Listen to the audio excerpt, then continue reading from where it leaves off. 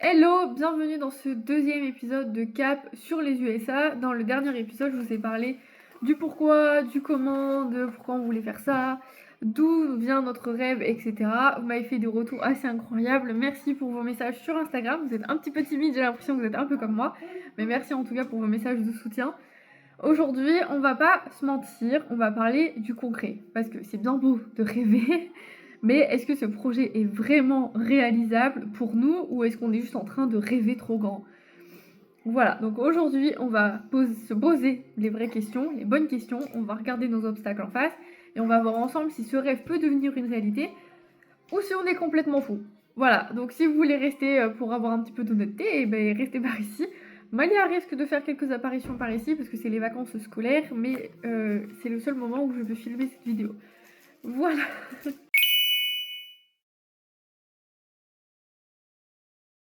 Alors déjà, on va remettre les choses au clair. Notre projet, c'est pas juste on va passer 2 semaines aux États-Unis.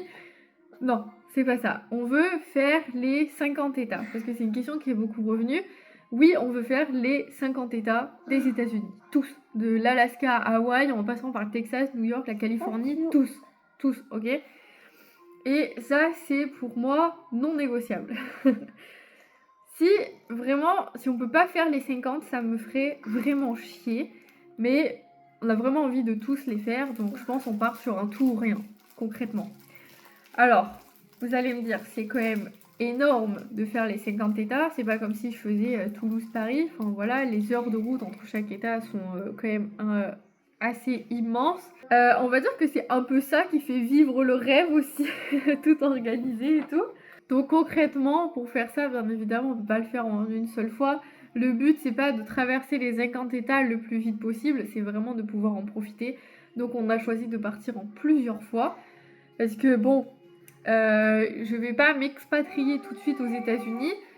On a envie un peu, ça sert un peu aussi à ça qu'on veut faire les 50 États, c'est pour savoir où on s'expatriera par la suite, parce que peut-être que notre cœur va pencher sur un État auquel on n'avait pas du tout pensé avant.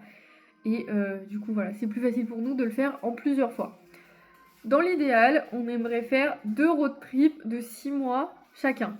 Donc ça veut dire qu'il faudrait que Malia soit déscolarisée les 2 fois et que du coup, ça soit nous qui lui fassions l'école, etc. Mais ça, c'est un détail, je pense qu'il faudra qu'on en parle du système français parce que c'est vraiment une catastrophe. Mais on fera une vidéo si vous voulez. Donc le plan A, c'est 2 road trips de 6 mois et le plan B, c'est 4 à 5 road trips de 2 à 3 mois chacun. Voilà, ça va dépendre en fait des autorités américaines, de ce qu'on nous accorde comme visa aussi, parce que le visa 6 mois est très compliqué à obtenir d'après ce que j'ai compris. Donc on va se préparer aux 2 scénarios, c'est pour ça que je prépare 2 road trips différents, un de 6 mois et un de 3 mois. Mais pour être sûr que quoi qu'il arrive, on est prêt dans les 2 cas et on puisse en faire au moins un des 2. Voilà. Et oui, on fera tout ça avec Malia, je le répète.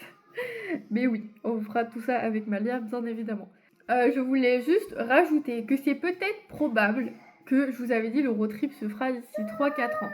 C'est peut-être probable qu'on teste déjà 2 semaines aux États-Unis, 2 à 3 semaines aux États-Unis déjà. Faire 2 voire 3 états maximum, vous voyez, pour voir un peu ce que ça donne, comment on s'en sort sur place, etc. Parce que nous n'y sommes jamais allés. Et c'est vrai que c'est quelque chose, on s'est dit avec Mathieu, peut-être qu'on devrait essayer déjà d'y aller 2 semaines pour voir ce que ça donne. Donc peut-être qu'avant les 4 ans, on sera déjà parti 2 voire 3 semaines aux États-Unis. Ou on sait pas encore, franchement, si jamais vous avez un état ou 2 états que vous me conseillez vraiment de faire en premier pour un premier road trip, je suis preneuse, je vous écoute.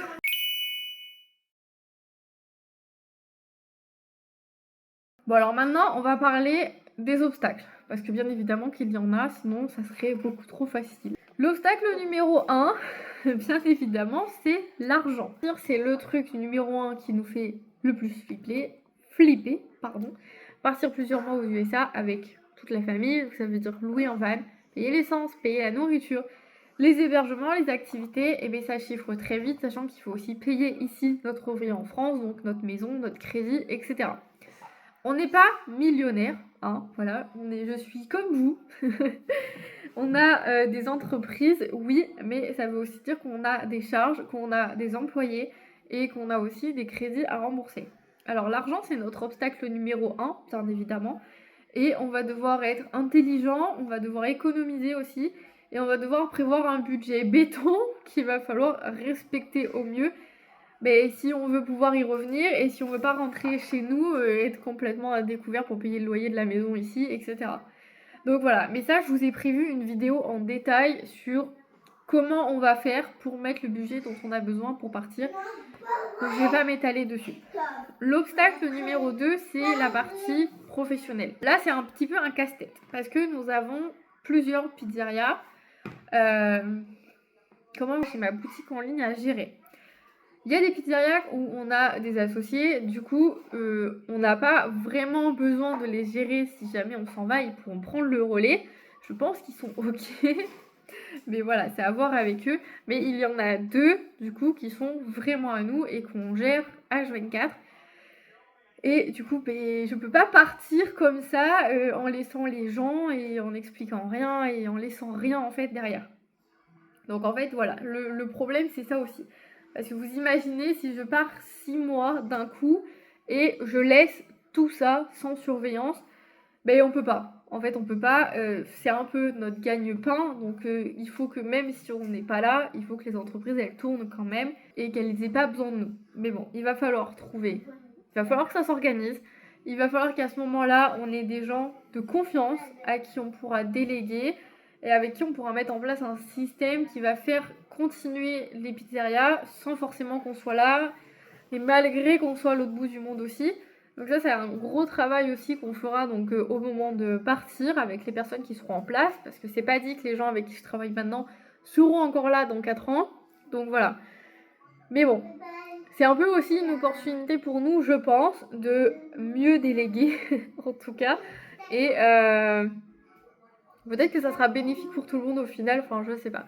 Si jamais il y en a d'entre vous qui sont partis et que vous aviez des entreprises ou quoi que ce soit, je suis bien curieuse de savoir comment vous avez géré l'organisation, parce que vous n'étiez pas là, comment ça s'est passé pour gérer tout l'interne, tous les trucs quoi. Parce que personnellement, je pense pas le gérer à distance des États-Unis, ça risque d'être un peu compliqué. Donc voilà, je sais pas, donnez-moi vos conseils. Obstacle numéro 3, partir. Ça peut paraître un peu bête, mais partir, c'est ce qui fait un peu peur, je pense, pour les 90% des gens, c'est un truc qui vous fait peur. Moi, ce qui me fait le plus peur, c'est pas vraiment de monter dans l'avion et de me dire c'est bon, je me barre 6 mois, ça y est, j'ai réussi. C'est peut-être un peu plus, genre, notre quotidien, comment il est fait, ne pas avoir nos repères aussi sur place et se dire vraiment, allez, on y va, on prend nos valises et on va dans un pays complètement inconnu. C'est plus ça en fait. Même si franchement je sens au fond de moi que ça va super bien se passer et qu'on va se sentir bien là-bas, c'est quand même un petit moment de stress. Parce qu'il faut être réaliste aussi.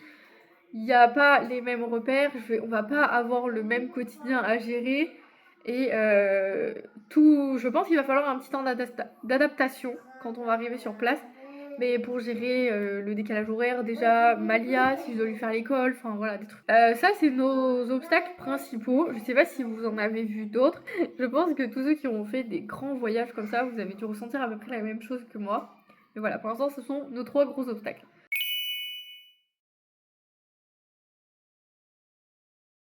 Alors ensuite, il y a les gens autour de nous. Il faut qu'on... Je vais être honnête avec vous de toute façon, je sais qu'ils regardent mes vidéos, j'en ai rien à foutre. On n'est pas en super bon terme avec nos familles, mais vous le saviez déjà. Pour des raisons juridiques, je ne peux pas exposer plus que ça. Donc leur avis sur le projet, j'en ai strictement rien à foutre. Voilà, je vais être honnête avec vous. Je n'ai pas d'attache ici. La seule personne à la limite qui va me manquer, c'est ma soeur. Voilà, c'est tout. C'est celle que je vois le plus souvent et avec qui je suis le plus proche. Donc voilà, après en termes d'amis, vous le savez, j'en ai pas. Donc ils vont pas énormément me manquer. Après peut-être que d'ici là, j'aurais peut-être réussi à me faire une ou deux copines. Mais du coup pour l'instant, non. Les seules personnes qui vont nous manquer, je pense, ça sera ma soeur. Et pour Mathieu, bien évidemment, ça sera sa maman, qui est quand même assez âgée. Et donc voilà. Mais bon, après, on a des connaissances qui nous soutiennent. Mathieu, il a beaucoup plus d'amis que moi. Ils nous soutiennent, ils sont à fond avec nous. Donc ça suffit largement, je pense, pour compenser tout le reste. Voilà, parce que en fait du coup, vous m'avez demandé, mais est-ce que tu l'as annoncé à ta famille? Est-ce qu'ils sont au courant et tout? Alors non, parce que je vais pas rentrer dans les détails, mais on parle pas tous les jours, on n'est pas accroché au téléphone avec eux. Donc non, ils ne savent pas que notre rêve c'est de partir aux États-Unis. Ils ne savent pas non plus qu'on rêve de s'expatrier là-bas. Donc voilà, ça peut vous paraître, ça peut être choquant pour certaines personnes, je pense, parce qu'on m'a souvent dit ah mais Léna, on n'a qu'une famille. Oui, ben merde, alors j'en ai marre à la fin. Vous voyez, j'en ai marre. C'est bon, stop. J'avais vu une citation qui disait ne laissez pas la famille qui vous a créé détruire la famille que vous êtes en train de créer. Et on est clairement là-dedans. Je n'ai pas le droit de m'étaler là-dessus, donc je ne le ferai pas. Et voilà, du coup je n'ai pas trop d'avis autour de mes proches. Le plus que j'ai, ce sont souvent nos collègues de travail, les amis à Mathieu, etc. Tous, ils sont un peu en mode putain mais c'est ouf, vous allez vraiment le faire. Et on n'a pas eu vraiment de trucs négatifs en mode mais ça va pas ou truc, enfin, non, la plupart ils sont vraiment très contents. Donc tant mieux. Après voilà, c'est vrai que des fois on se pose la question mais est-ce qu'on n'est pas en train de faire un petit peu n'importe quoi? Genre est-ce que vraiment on va y arriver, vous voyez? Mais en vrai je pense qu'à chaque fois qu'on doute, en vrai on se dit qu'on a vraiment trop envie de le faire. En plus vous savez de quoi j'ai rêvé cette nuit, c'est pour ça que je vous fais la vidéo ce matin aussi. J'ai rêvé qu'on est en train de visiter le parc de Sequoia Canyon là. Et de voir les énormes arbres et tout, et j'ai été trop contente. Je n'ai jamais aussi bien dormi de toute ma vie.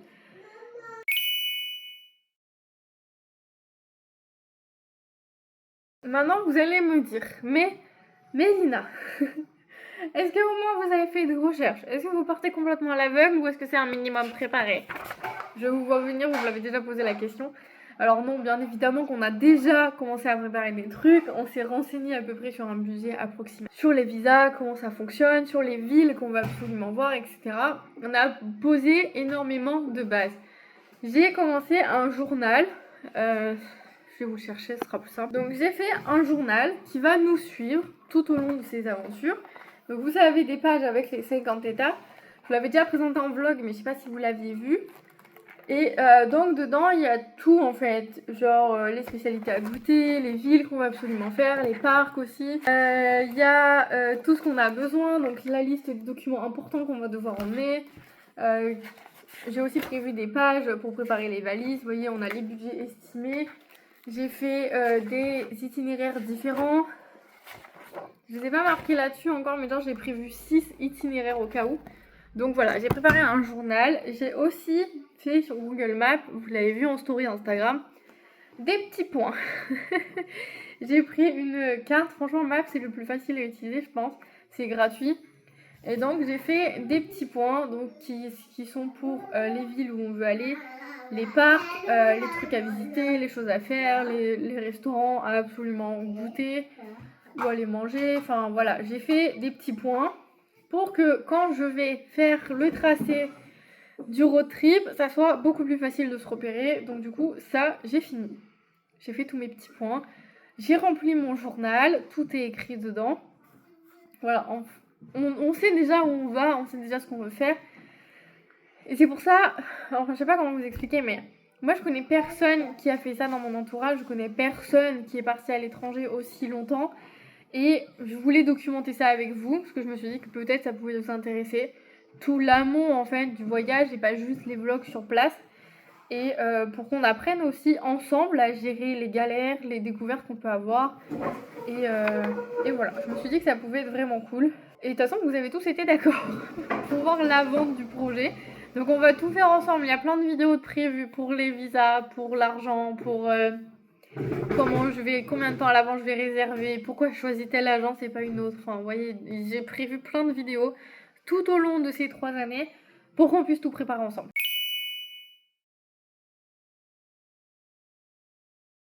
Bon, du coup, pour vous, vous pensez que c'est quoi? Que c'est réaliste ou c'est plutôt utopique de faire un truc comme ça? En vrai, franchement, je pense que c'est un peu des deux. C'est utopique dans le sens où c'est un projet énorme, ambitieux, qui va demander beaucoup de sacrifices, de l'organisation de malades et bien évidemment beaucoup d'argent. Mais c'est réaliste parce qu'on a 3 à 4 ans pour nous préparer. Donc c'est quand même 3 années pour économiser, pour structurer nos entreprises, pour tout planifier en fait, et surtout parce qu'on veut vraiment le faire. Et ça, je pense, ça change tout. Quand on veut vraiment quelque chose, on trouve des solutions. Alors oui, ça va pas être tout rose, on va galérer. Oui, il y a des moments où je vais prendre la caméra et je vais douter de ouf, mais je compte sur vous aussi hein, pour m'aider. Et oui, on va peut-être devoir faire des compromis sur certains aspects, je pense, soit du road trip, soit au niveau budget, etc. Mais franchement, je crois en nous. Je crois qu'on peut le faire et je pense que d'ici 3-4 ans, on sera vraiment sur les routes américaines en train de vivre notre rêve et j'espère que vous serez encore là pour voir ça. Et j'espère que d'ici là, j'aurai une vraie caméra pour filmer tout ça. Mais voilà. Alors c'est tout pour cette deuxième vidéo qui est un peu plus terre à terre que la première. Mais je voulais vraiment vous poser tout ça là. Vous menez un peu les axes des vidéos suivantes. Le mois prochain, on va rentrer vraiment dans le concret. On va parler des différents road trips possibles qu'on peut faire. Côte ouest, côte est, route 66, etc. On va comparer toutes les options ensemble et on va voir ce qui nous correspond le mieux. Et je compte sur vous en commentaire. Est-ce que vous pensez qu'on est fou? Est-ce que vous croyez en nous vous aussi? Est-ce que vous avez des conseils si jamais vous êtes déjà parti en road trip à l'étranger, en famille, etc. Si jamais cette série vous plaît, n'oubliez pas de vous abonner, d'activer la petite cloche pour ne rien rater et laisser un petit pouce bleu si vous voulez, ça fait toujours plaisir et ça m'encourage dans ce projet de dingue. Merci d'être là, merci de nous suivre et on se retrouve le mois prochain. Bye bye.